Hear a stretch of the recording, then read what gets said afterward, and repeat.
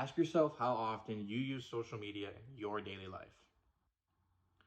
According to Alina Murr, a clinical research coordinator for the National Center for Health Research, from her article Social Media and Adolescents and Young Adults' Mental Health, 71% of 18 to 24-year-olds use Instagram, 78% of them use Snapchat, 80% use Facebook, and 45% say they use some other type of social media platform.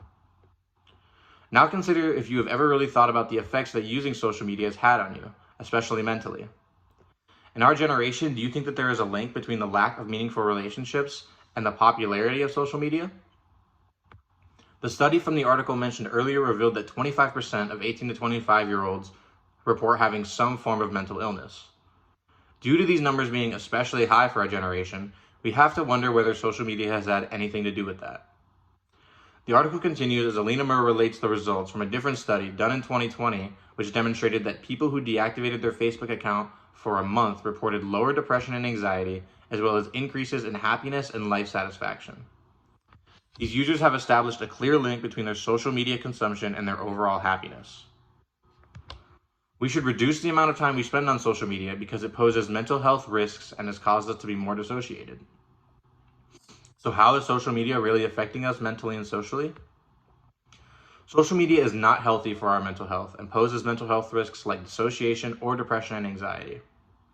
With the introduction of smartphones, we now have most social media platforms at our fingertips.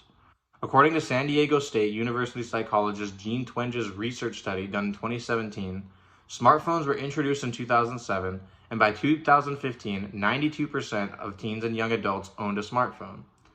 The rise in depressive symptoms correlates with smartphone adoption during that period.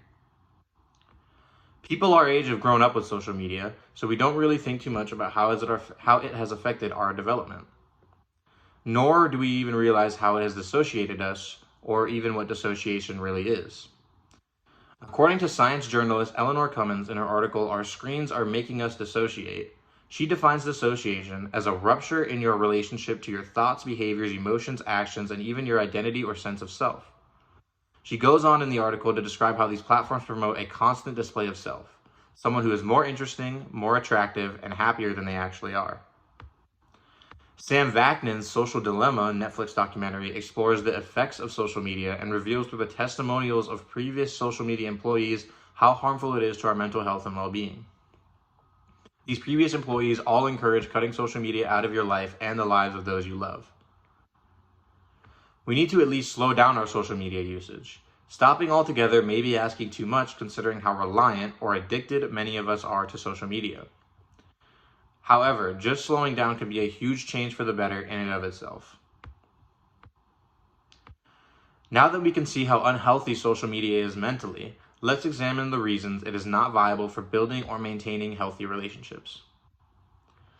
Social media is not good for building meaningful relationships because it impairs our ability to form healthy connections. Most social media interactions are selfish. We don't think about other people anymore. All this interacting online has impaired our ability to read social cues in real life, which has made us less connected overall. Ironically, Mark Zuckerberg can be quoted from a letter to his investors that said, "Facebook was not originally created to be a company. It was built to accomplish a social mission, to make the world more open and connected." So far, social media has had an opposite effect, making us less connected to ourselves and each other. Interacting too much online will make real-life interactions weirder, especially with people not being able to read social cues or understand how to properly express themselves.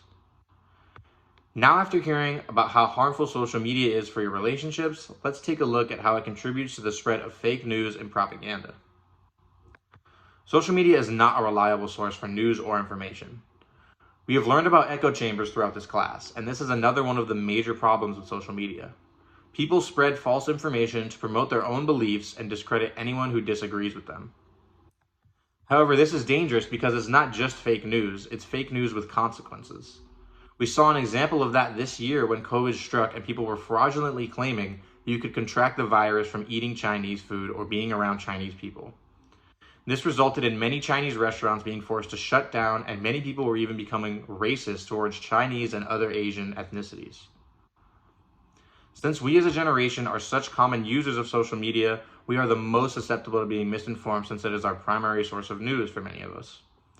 When it comes to things like political knowledge, we are extremely misguided. According to a study by research journalist Amy Mitchell from Pew Research Center and other contributing authors in the article, Americans who mainly get their news from social media are less engaged and less knowledgeable. 57% of those with low political knowledge get their news from social media.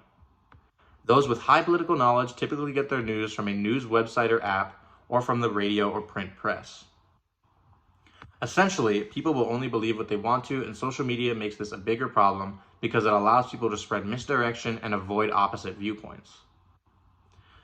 To summarize, too much social media can be very detrimental to your social and mental well-being, as well as to where your knowledge is coming from.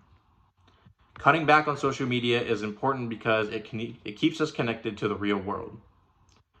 Don't use it as a main means of communicating with your friends. Use it sparingly to keep in touch with your old friends and with family. I did this in my own life by cutting out Instagram, and it helped me be more positive and more engaged with the world around me. With these social media companies, we have to keep in mind that their platform isn't their product, we are, because we are what they make or what they sell to make money. The customers are their advertisers, not their users, and they are working to benefit them, not us. In order for this issue to be resolved, social media companies need to consider the well-being of their users, although the more realistic solution is just for each of us to restrain from using social media as individuals. Thank you.